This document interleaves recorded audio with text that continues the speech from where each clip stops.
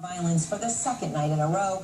Police facing off against protesters. Shots already have been fired. Police using tear gas to disperse the crowd. As everyone wondering, and now the president has weighed in, is this Trayvon Martin again? David Mattingly is out front from police headquarters. And David, now the president has weighed in on this. It's very significant. There was another case of a white... Mom, see, look at... Move! Get the fuck out my way. He has in this, like he did only in one other case, Trayvon Martin. What is this doing to the tension in the community where you are? The red one... Herbert, get out. The red robot got... Get out. Had to the Trayvon Martin case. And at that time, the president's comments did have an effect on the demonstrators in Sanford, Florida. They really took it to heart. It's a little too early to see what effect it might have here in Ferguson, Missouri. But as you can see, the demonstrators are not going away. These people have been outside City Hall almost all day today demonstrating. And it's just another example of how this case is very similar to the experience we had with Trayvon Martin. The tragic killing of Michael Brown prompts almost immediate comparisons to the death of another black teenager. The case of Trayvon Martin might differ in detail, but its influence on the Brown investigation is evident.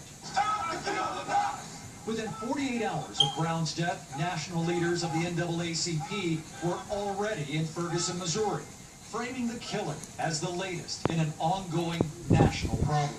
I believe the Trayvon Martin case is a prologue to a sad national narrative where we have young people who are accused of underwhelmingly minor offenses that are often met with a major, overwhelming, sometimes lethal use of force. Yes. The U.S. Justice Department became involved just as quickly. Attorney General Eric Holder calling in the FBI and U.S. attorneys, but saying that local investigators should be prepared to complete a thorough, fair investigation in their own right. In the Trayvon Martin case, the Justice Department didn't get involved until after public confidence in the police investigation was lost. A possible mistake not repeated in Missouri.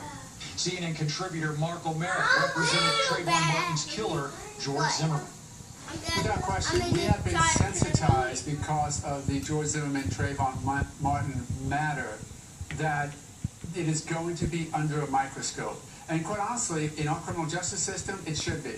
We should be looking at these cases very, very carefully. Attorney Benjamin Crump represented the family of Trayvon Martin and now speaks for Michael Brown's parents. Crump points to one key difference. Trayvon Martin was killed by a resident on Neighborhood Watch.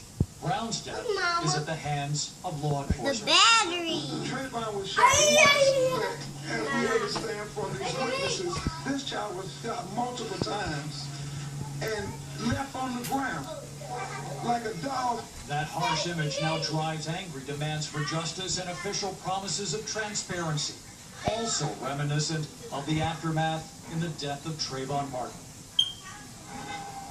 And police in Ferguson prepared again tonight, but not knowing what to expect, the same posture they were in last night when they had that confrontation.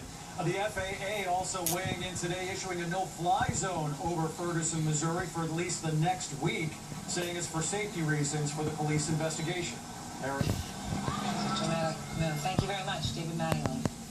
And out front next, Robin Williams changed